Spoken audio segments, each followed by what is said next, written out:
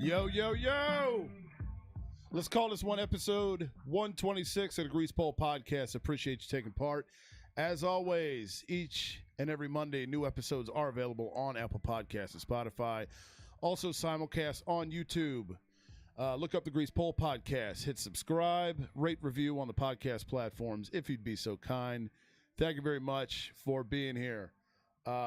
Victory Monday. Not very pretty, certainly not sexy is what you would call yesterday's win. But we finally clinched, man. It did the damn thing. We accomplished stuff. It took 3 weeks, but you still won it, yeah? We did. So what sucks about it the most is the Giants weren't even playing everybody. The Giants were rolling out backups, dude. Oh, man. And we had everybody out there, everybody that was healthy. Right. And wasn't exactly a glowing performance. It looked like we might jump out to a big lead and then just kind of sputtered along. Our soccer player, Jake Elliott, the kicker, he put up 5 field goals for us. It felt like watching the Ravens without Lamar Jackson, dude. It was very bizarre. But so if it weren't for him, fuck, dude, it would San Francisco would probably be the 1 seed. But it was odd, dude. Like Jalen, you could tell Jalen wasn't entirely at 100% yet. You could also tell he was doing everything he could to avoid taking hits. When he did run, he was going out of bounds. He was leaving yardage on the field. He was going down 2 and 3 yards before dudes would make contact with him, which is what you want. Yeah. You don't want... Especially coming off injury. Exactly, dude. It's like, all right, you need to secure this bye so you can get completely right. And at the same time, though, I get why they played him, because you don't want your starting quarterback sitting for a month. Yeah. And then coming in a do or die situation. So like I get him playing. He kind of had to play, but he didn't look great. But at the same time, it wasn't all him either. And if anything, he has a fucking excuse. Yeah. He's not 100% yet. You know what I mean? So rough win, man. When you didn't want to see the starters playing the entire game, you wanted to see dudes get pulled. And when you kind of realize like these motherfuckers are going to have to go the distance to lock this thing down, that's when it's kind of like, man, fuck, dude. Seriously? Really with this? So let me ask you, did the squad just run out of gas, you think?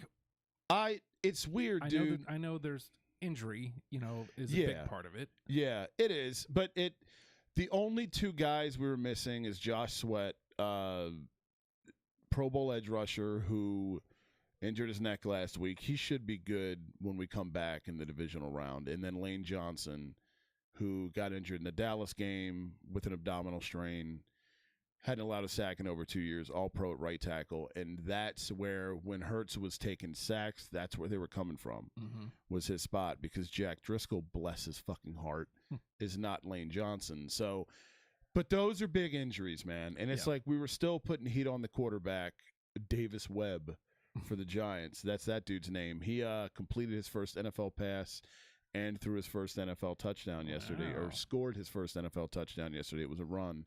So, yeah, good for him. Sure. But so I don't know if it was that they ran out of gas, or there's this weird thing that because you jumped out to such a big fucking lead at 13-1 that I don't want to say they've mentally checked out, because I'm not going to question their mental, but if they kind of look past everybody to let's just get to the playoffs. And I can appreciate that, but it's also like you can't do that until shit gets locked up. You know what I mean?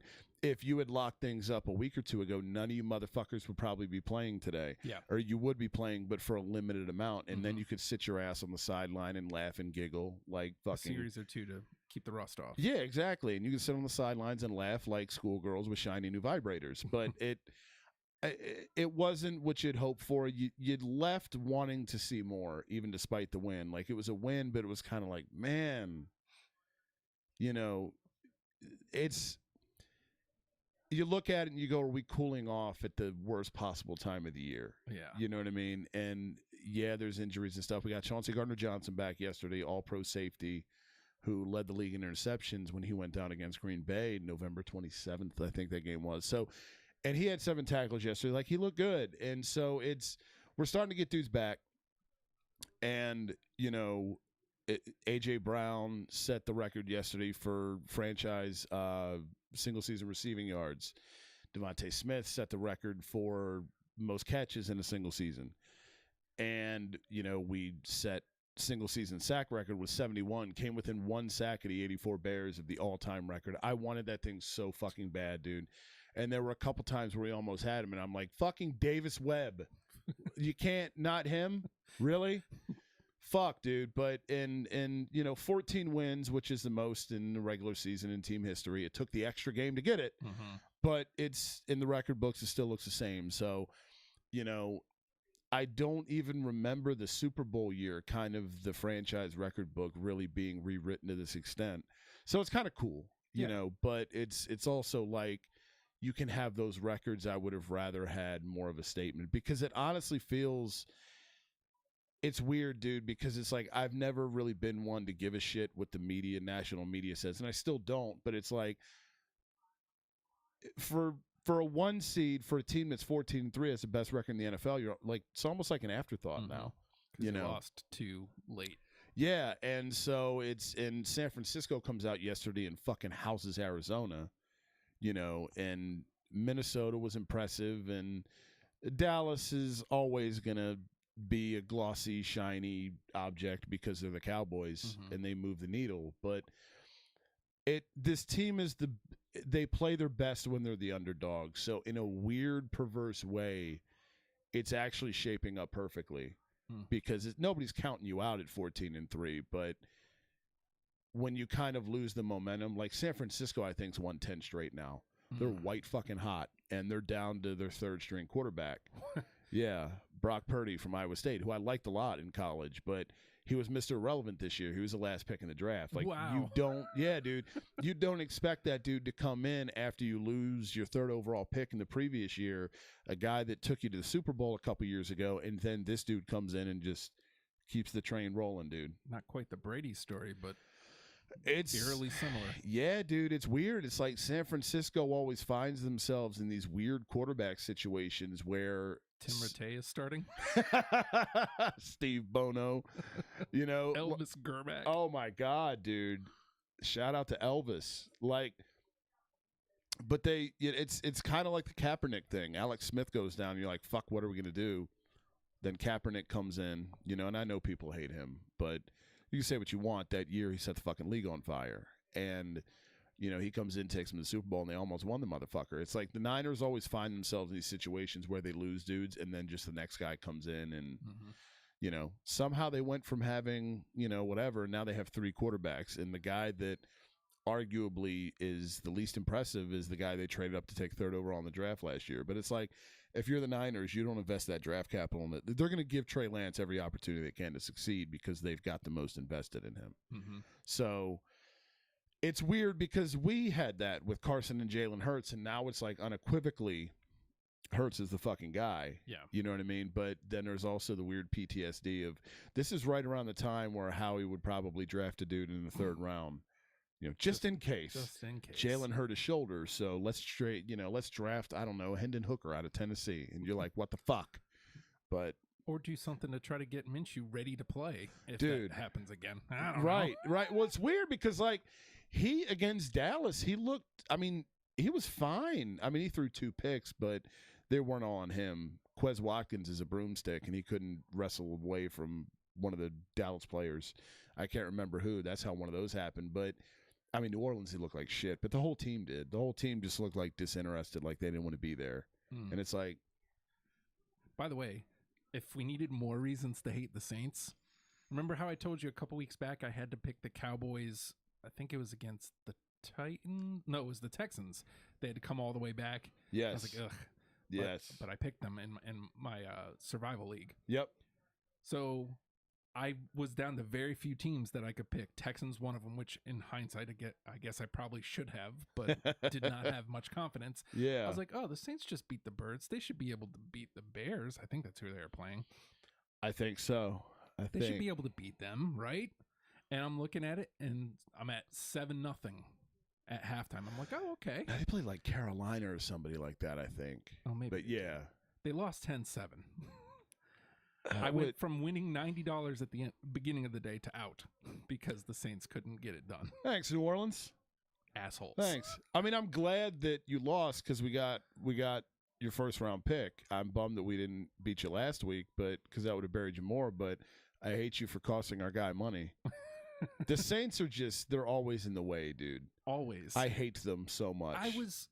I was semi excited when when Breeze first went there and they were good. I was like, yes. You know, you always love when the lovable loser becomes like relevant. For sure. But then they won the one Super Bowl and their shit don't stink. Dude, I was there. I was okay with them until Bountygate happened. Yeah. Because I was like, it's so obvious something's up here. Mm-hmm. You know? And I was a Favre guy, so it's like, no, man. No, fuck you, New Orleans. Yeah. Just because you had a natural disaster doesn't give you a right. 13-3 that year. Yeah, dude. That should have happened. Minnesota's had some good squads to not make it. 15-1 with Randall. Yeah. Yeah, Randall's MVP year. Way after Fucking he hell. left. I know, dude. Gary Anderson. God damn Anderson. Misses one field goal all year. And it Just was, happens to be against Atlanta in the NFC Championship. It was the one that he needed the most. The only one he needed to hit all year. Yeah. Fuck you. They ran away against everybody that year. Yeah. And then he trots out there fucking He's 40. like, I'm automatic. Yeah, with my 1-bar face mask. God damn it. Still in 1998. You fucking old sack of shit. And then they got fucked up by the Giants like 2 years later in the NFC Championship. Oh God, yeah, it was With like Dante Culpepper. Yeah, what a weird run that was. Speaking of lovable losers, dude, our guy Dougie P's got the Jags in the playoffs in his first year in Jacksonville, dude. This motherfucker took the worst team in the league and took them to the playoffs in his first year as head coach. Now, a lot of that is because they won a terrible division in the AFC South. Like, that division is the Jags, Titans, Colts, and Texans. Yeah. Two of Titans those not are very good. Yeah, the Colts are kind of a mess. Right, the Colts and the fucking Texans are a disaster, and the Titans are your biggest competition. And wasn't their quarterback down for a while, which, by the way, was shit. He's been around for fucking ever. Ryan Tannehill. That's right. Yep. Old Dolphin. Yeah, dude. Yeah, still hanging around, and now they got the kid from Liberty. That was the rookie, Malik Willis. That was the game I watched, and I was like, man, this kid looks good. Yeah, dude, the team was scrappy. He's got some traits, man. He's got some traits, and I didn't watch any of that game, but I was excited to know that Jacksonville won. They're going to be good, dude. They're going to be good, and I'm sitting there. I wish they had good gear. I know, and there's so fucking outline on the number. God that's it. That's it, dude. Because there's so much potential with that color scheme. Yeah, you know, the logo's fucking sick. The helmet looks great. Yep. And I'm sitting there, and I'm like, we talked about it a couple years ago. Pederson had to go when he did, but I'm like, are we going to regret this in a couple years, man? Like, I mean, we'll see how it all plays out, but we know how this movie ends for our guy. Inevitably, he gets the big red X. Yeah, no matter what happens this year, he's getting run out in like 2 to 3 years. Unless we go on a hell of a run. Like, I mean, we ran Pederson out of town not long after the Super Bowl. Then again, that was extenuating. A lot of it was Carson, that piece of shit. It was absolutely time for Andy Reid to go, but at the same time, Andy Reid got you guys to 5 straight NFC championships. Andy Reid was the man, dude. Yeah. He had himself a tenure. For sure. And you go from Andy to Doug to Sirianni. And that's what's funny is, like, Jeff Lurie, our owner, the 3 head coaching hires he's made, Andy Reid, Doug Pederson, Nick Sirianni, nobody was looking at these dudes when he hired them. And so if there's an owner that has a right to get chesty about, head coaching hires, it's Jeff Lurie. That and fucking what's his name for Pittsburgh, because they've only had like 3 coaches ever. Yeah. I can't stand Mike Tomlin though. He's a fucking cheerleader and a gimmick, but and a local. Yes, local guy. Denby. Local guy. Denby He Patriots. referenced the Shipyard Oh. about a week ago. He said, I could be wearing steel toes and Newport News at the Shipyard. And everybody was like, oh, my God.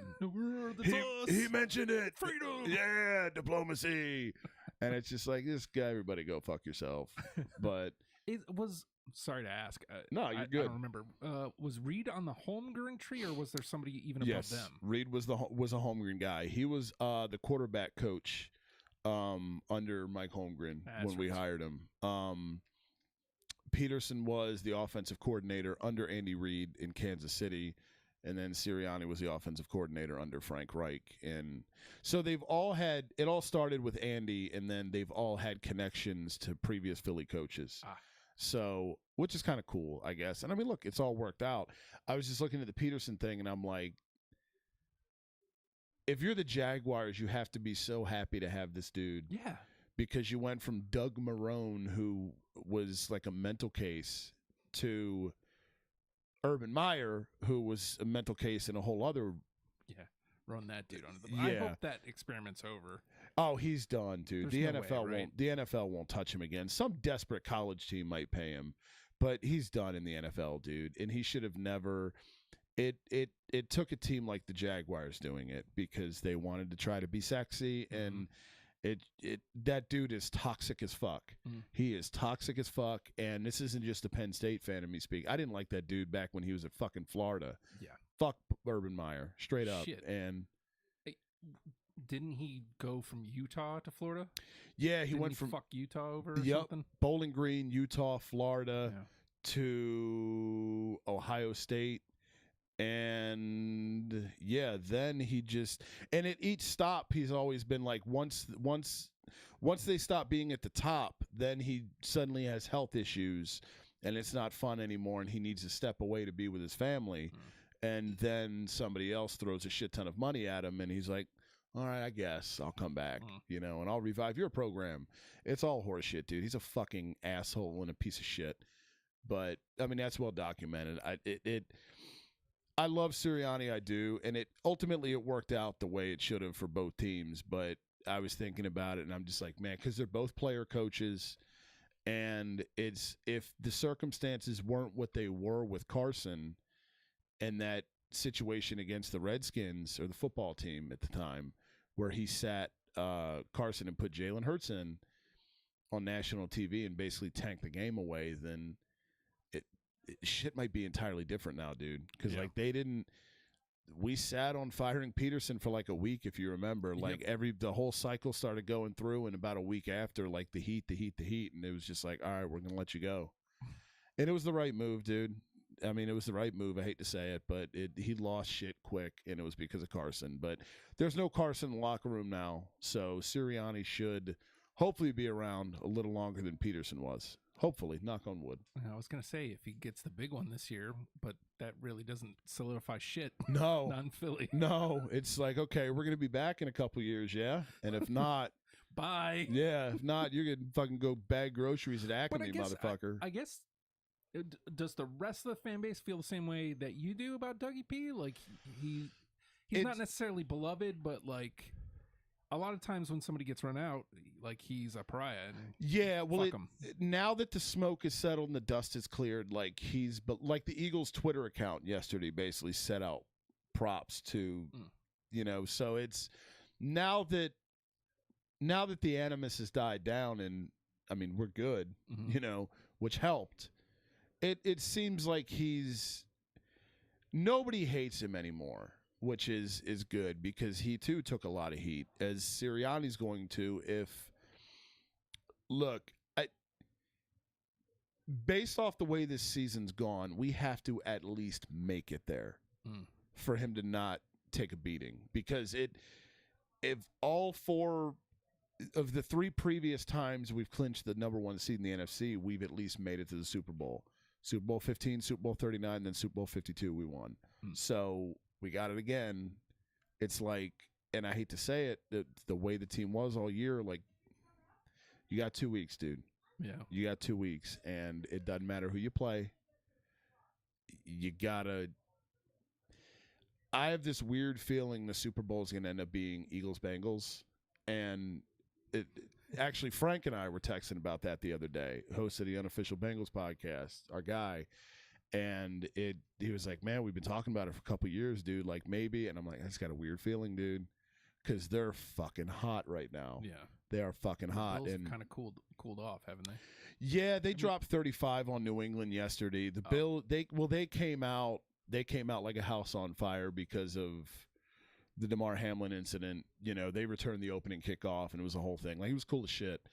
And I've always liked Buffalo because I grew up a Jim Kelly mark, you know, and I, for the longest time, liked the Chiefs.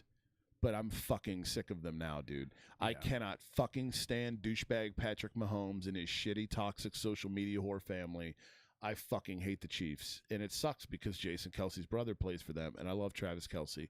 And I love Andy Reid. And I've always liked the Chiefs. Like, I thought Arrowhead Stadium, how cool.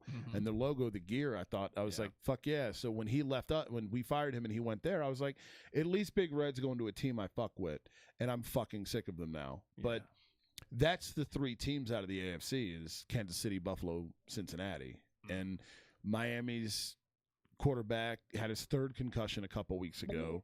Yeah, so it's like, is this dude ever even going to play again? Should he ever even play again? Right. Baltimore, I was high on, but Lamar Jackson's still a question mark. And then you have fucking the Jaguars and the Chargers, who play each other in the wild card round. I'm fucking geeked for that game. Like, I love Dougie P, I love the Jags, and I love Justin Herbert and the Chargers, but it's not going to be either of them. It's not going to be the Dolphins. It's not going to be Baltimore without Lamar. And it's not going to be Baltimore with Lamar, who's been sitting on his ass for a month. It's going to be one of those three teams. Just like out of the NFC, it's probably going to be either us, San Francisco. And I go back and forth on Dallas and Minnesota. So anybody but Dallas. Please. That's it, dude. That's it. They play Tampa on Monday night next week, and we all know how Brady is in the playoffs. So it's I hate rooting for that fucker. I do, but goddamn, This'll man. Be one of the times. You better pull the magic out at least one more time, dude. Once, just once. Bounce them for the love of God. I hope your kale shakes work. You fucking dickbag. I saw somebody online running down Eagles fans because I guess dude got in his feelings because he's a Cowboys fan, and he said something about he got a response on haven't won since 95, and his response was, yeah, those wins don't disappear. And he's right, they don't. He's not wrong, but you can't run your mouth on those anymore. They still exist. Yes, absolutely. Sure, but the statute of limitations is up to where in which you can brag about them. Right. The team has been cheeks for a lot of the season since. Yeah. Most of the season since. I feel like a dickbag when I still mention the Super Bowl that happened, 5 years ago. Yeah. I mean, I got the fucking tattoo, but I mean, whatever. I'm not going around shoving that in people's face. Yeah. I'm over the high that Super Bowl got me. Now I'm worried about, okay, I want number 2. And I don't know, man. When you're Dallas, it's Jason Kelsey said it perfectly, our center, my favorite fucking player on the team. The difference between Eagles and Cowboys fans, and this is inarguable, the reason why the rivalry is what it is not necessarily anymore, because as any team, once you win a Super Bowl, fans start popping up. But generally speaking, if you're an Eagles fan, you're either from there, live there, or someone in your family is from there and you grew up around it. My son's not from Philly. He's the first O'Neal that wasn't born there, but he grew up around me. So, whatever. The Cowboys fan base is very, very Laker, very Yankee. It's shiny franchise that is far-reaching, and it's a brand, and that brand does reach, and that's what catches a lot of people when you're getting into football. It's easy when the Cowboys are on TV every week, and they're good. It's easy to latch onto that, but like, you got to understand, if you're a Cowboys fan, like, you could justify it however you want, but there's not all these motherfuckers in the world that are from Texas or have family that are from Texas. Right. You're full of shit. Like, your fucking fandom is rooted in, you could pick your team based off of whatever you want, but you don't have you don't get to stake the claim that other people do. Right. You just don't. It's your fan, but your fandom is rooted in some level of the horse shit. If you didn't see them beat the Bills that first time. Right. You 52-17. Yeah. Exactly. Can't see them run them down the second time. Yeah. And you don't then get to be indignant as fuck because people fucking hate you. Mm-hmm. Like, people hate you because you're assholes and you haven't done shit in 30 fucking years. And then you get mad when people say you haven't done anything in almost 3 decades. Shut the fuck up. Then you get mad. It's like, dude, you do this to yourself. Yeah. But then you get upset when an Eagles fan or a fan of another team says some shit. Well, we've got 5 rings. Yeah, but when? What have you done lately? You won a couple playoff games. Cool. Like, you've won Carter as your starter for like forever. Chad Hutchinson. You know what I mean? Like, fuck out of here. Yeah, dude. Like, you had a chance with Parcells and Romo, but your owner ran Parcells out of there because Parcells didn't stroke his ego. That was your shot.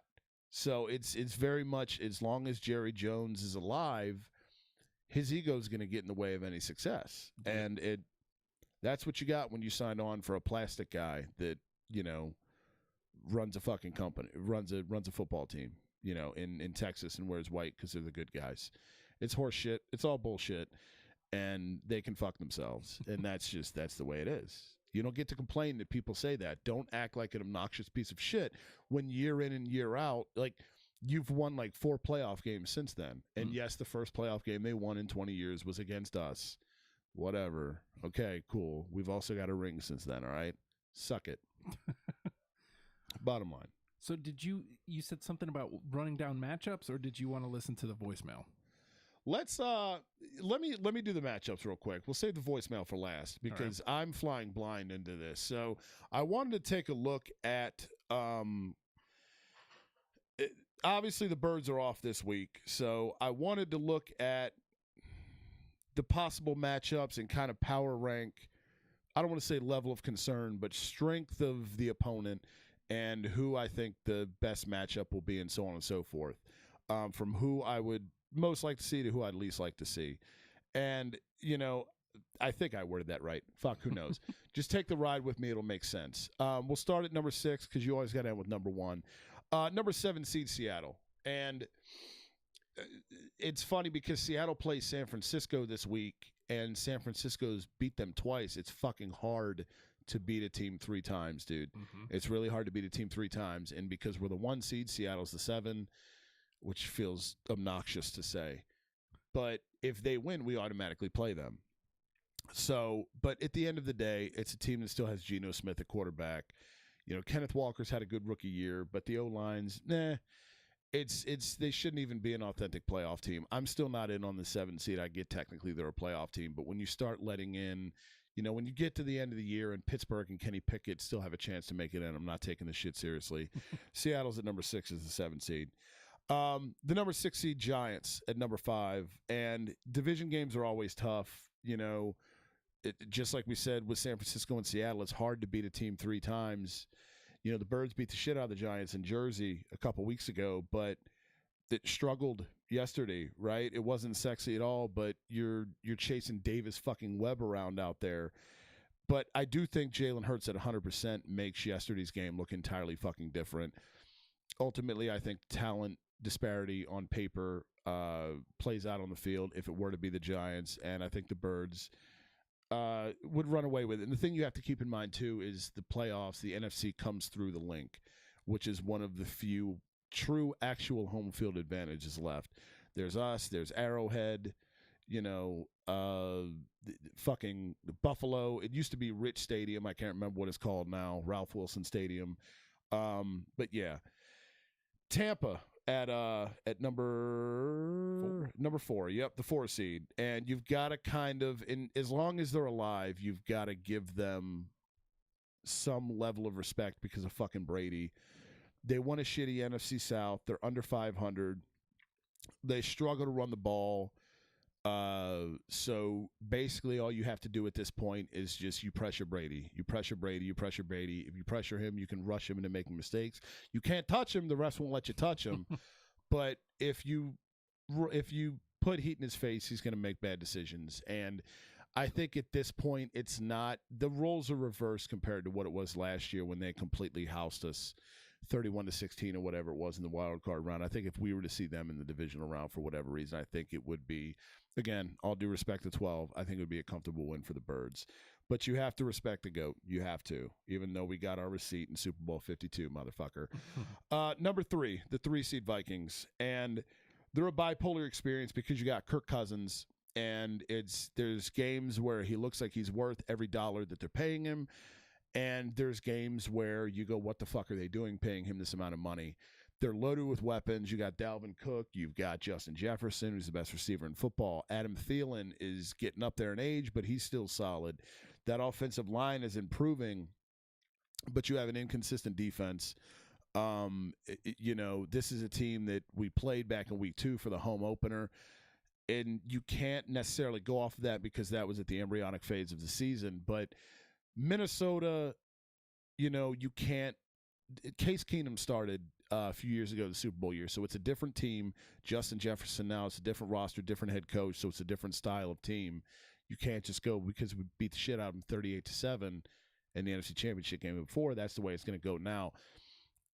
I go back and forth with Minnesota in terms of viability. I respect them, but you want to see Kirk Cousins put together a couple consistent games first yet where he's airing it out, and he can't do that. You can't count on that dude for the money he makes. So I'm putting them at number 3. Reluctantly, the 5-seed Cowboys at number 2. And it's weird because part of me really wants to see these motherfuckers, dude. Part of me really does. And I started thinking about it like the path to Eagles-Cowboys NFC Championship. I'm like, if the Niners lose to Seattle, that bounces the 2 seed. We always play the lowest remaining seed. So if Seattle bounces San Francisco, as long as Dallas stays alive, we don't see them until the NFC Championship, which would be some shit. I mean, dude, the link would be fucking nuts for that shit. The rubber match. Yes, dude. And that's, hopefully both teams would be at full strength this time. It depends on a lot of it. Which version of Darius Slay shows up? Fucking CeeDee Lamb torched this defense on Christmas Eve and went fucking nuts. Advantage goes to the Birds' defensive line in the trenches, especially on pass plays. You got to account for Micah Parsons, though, when we're on offense. That dude's a fucking nightmare and a problem, especially if Lane Johnson's not ready yet. That's the first game when Micah Parsons started. When Lane Johnson went down, it was Jack Driscoll that stepped in on the right side of the line. That's when the Cowboys caught up and made that game competitive at the Link earlier in the year. So this game is where home field at the Link would be absolutely fucking crucial for this matchup because that shit would be insane. And then number 1, the 2-seed San Francisco 49ers. And Brock Purdy's legit. I liked him a lot at Iowa State, Mr. Irrelevant this year. And, you got to credit Kyle Shanahan because that guy utilizes every inch of the field and he utilizes every single talent of every dude on that roster. And they constantly, as we said, find themselves in these situations, a quarterback where dudes go down and just the next dude steps in and becomes a fucking stud. It happened with Alex Smith and Kaepernick. It's now happened with fucking Trey Lance to Jimmy Garoppolo. Your 3rd overall pick goes down and leads way to the guy that took you to the Super Bowl 2 years ago that now leads the way to Mr. Irrelevant, who's won you however many games in a row since he took over. It's 2 good O-lines, but I think the defensive line and linebackers for the Birds could do a decent enough job of containing Christian McCaffrey. And if you can pressure Brock Purdy, he's not super mobile. There's that. You've got to account for Nick Bosa, who's a fucking problem. So, again, if that O-line's not completely healthy, that game could be a dogfight. And in some ways it does feel like it's collision course, us in San Francisco. But it's playoff football, dude. There's always one massive upset wild card weekend, and it's just kind of like which one's it going to be. And it's looking at these matchups, dude, you don't take anybody for granted this time of year. Like, even like I'm going to joke Seattle, Geno Smith, the quarterback, but it's still like, man, I mean, we got there. Yeah, we got our issues too, man. Yeah. We got our issues too. So I don't know.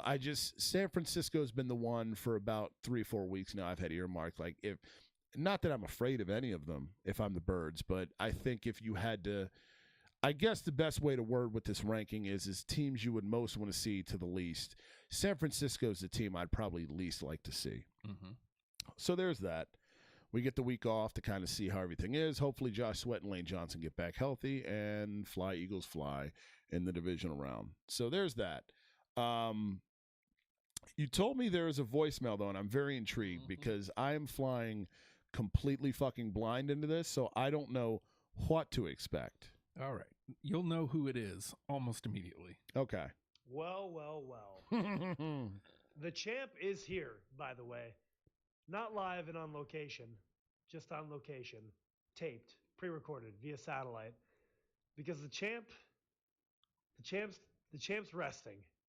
And by resting, I mean I'm training hard, I'm eating steak and vegetables and potatoes. Oh, not veggies.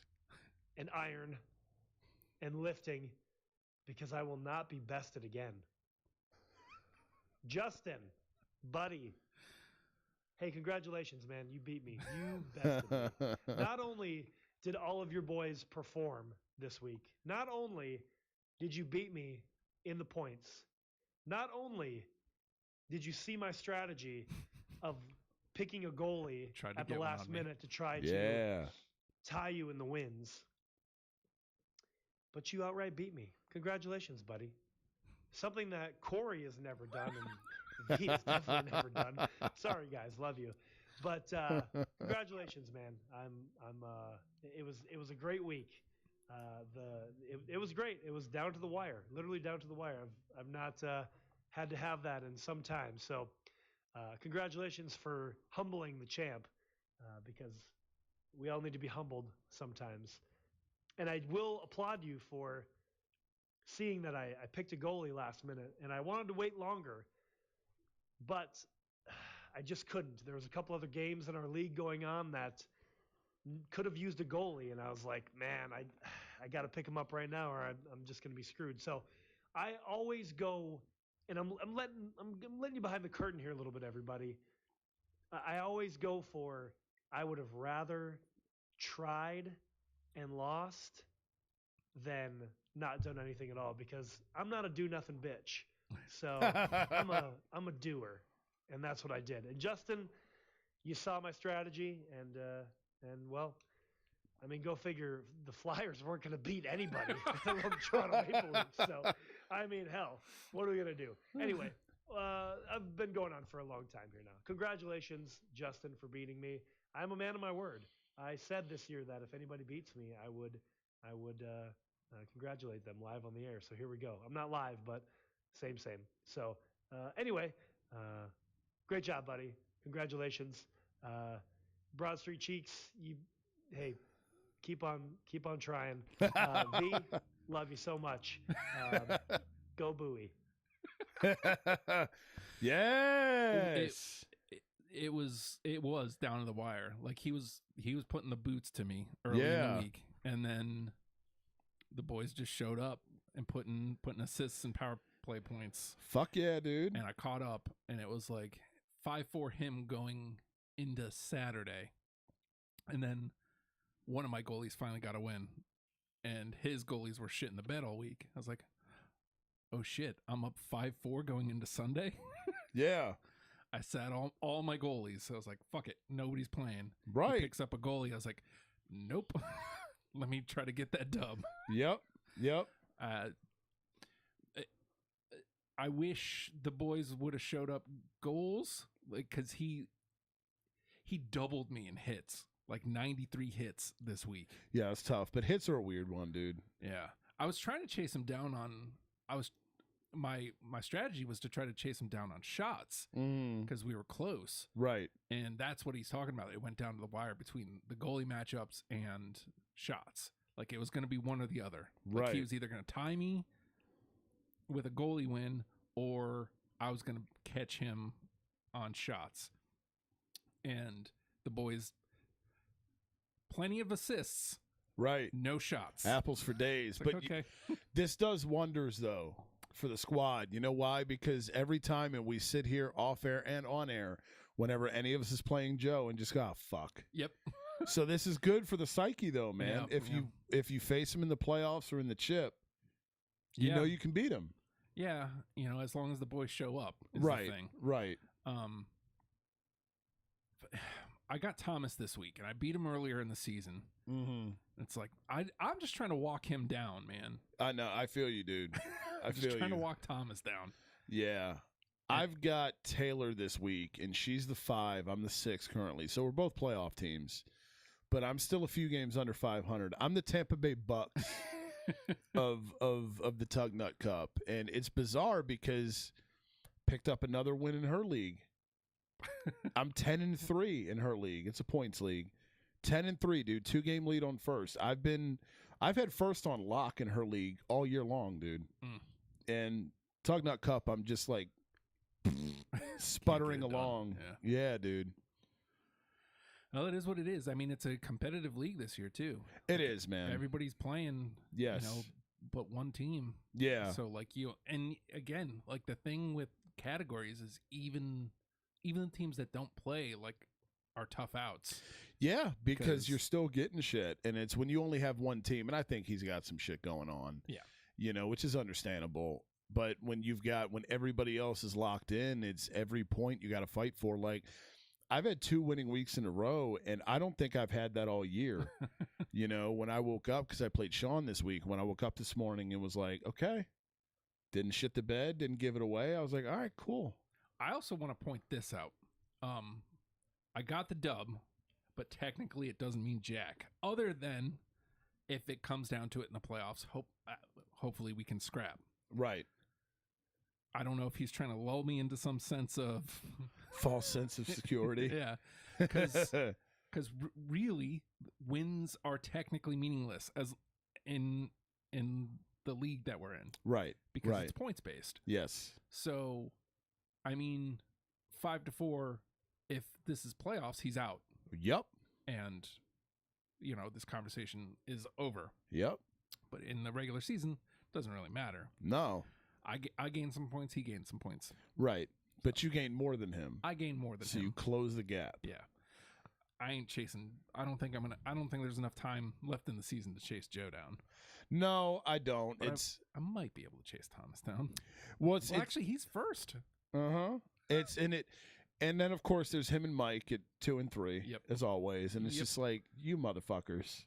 I love you both, but what the fuck? I don't know this Mike, and I don't know why I've turned him into like some sort of villain in the league. He is frustrating to play. He's a great dude. I love him dearly, but he's frustrating. It's just like Joe. Yeah. I love the fuck out of Joe, but every time I see the Goons on the schedule, I'm like, can't get it. Here we go. Here we fucking go. And yeah, the Leafs fucked up the Flyers' little mini 4-game winning streak they had going. We won 4 straight out west, and I saw this stat that was like the Flyers, after winning 4 straight out west, improved their playoff chances to 3.3%. Hey. And I was just like, fuck yeah. We'll take it. There we go. Plucky squad. I mean, you get hot. No. You get hot going into or coming out of All-Star break, I mean, we'd have to literally not lose a game or take a point in basically every game, which isn't happening with our ragtag bunch of bullshit we have. Torts is going to just throw toasters in the fucking bathtub with everybody. Just fuck all you guys. I'm sick of this shit.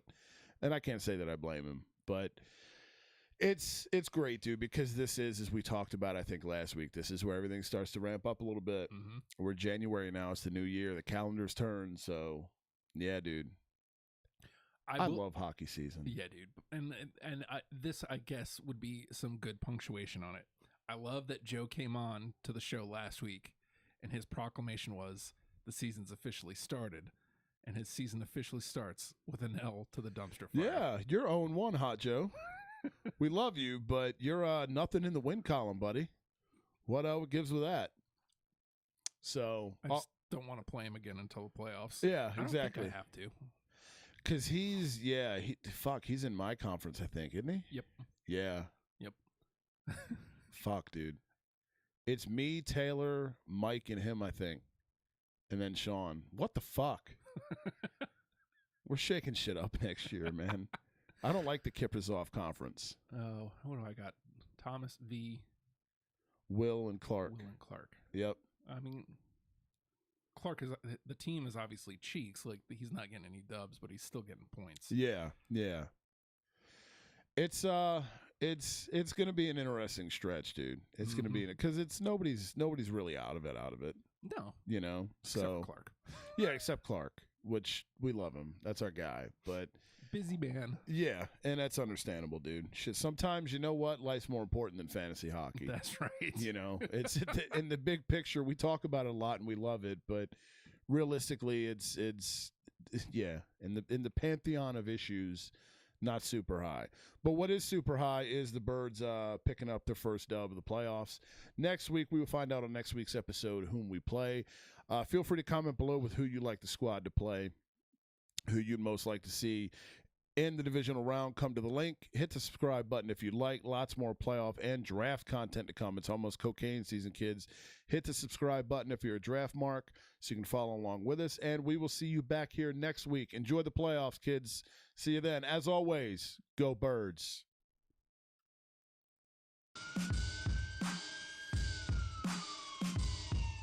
Yo, how'd Barkley put it? Looking like another grease pole night in Philly. Philly. Facts. Birds.